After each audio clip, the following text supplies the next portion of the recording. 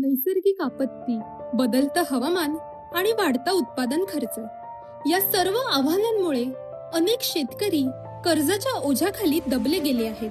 हे शेतकरी कर्ज घेऊन नियमित परतफेड करतात.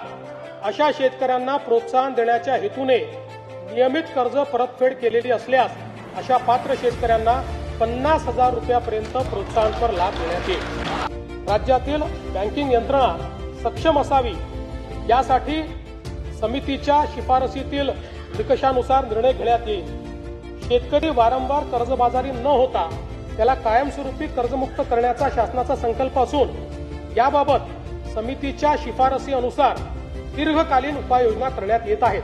शेतकऱ्यांना दिलासा देण्यासाठी राज्य शासनाने पुण्यश्लोक अहिल्यादेवी होळकर शेतकरी कर्जमुक्ती योजना 2026 जाहीर केली आहे. या योजनेअंतर्गत पात्र शेतकऱ्यांना मिळणार 2 लाख रुपयांपर्यंतची थेट कर्जमुक्ती आणि शेतकऱ्यांना कर्जमुक्ती देऊन प्रामाणिक परतफेडीचा राज्य शासन सन्मान करणार आहे.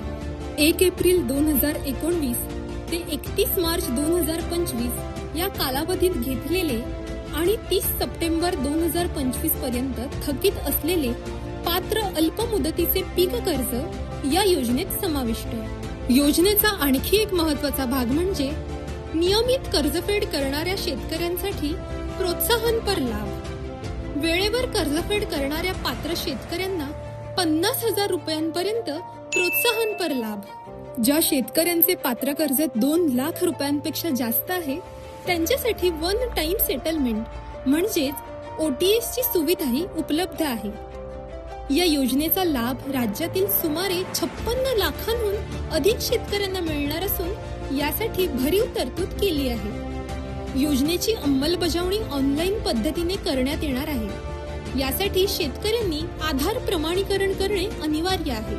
पुण्यश्लोक अहिल्यादेवी होळकर शेतकरी कर्जमुक्ती योजना 2026 शेतकऱ्यांना आर्थिक दिलासा, सक्षम शेती आणि समृद्ध महाराष्ट्राकडे एक महत्त्वपूर्ण पाऊल. बळीराजाला कर्जमुक्तीचा आधार आपले महाराष्ट्र सरकार.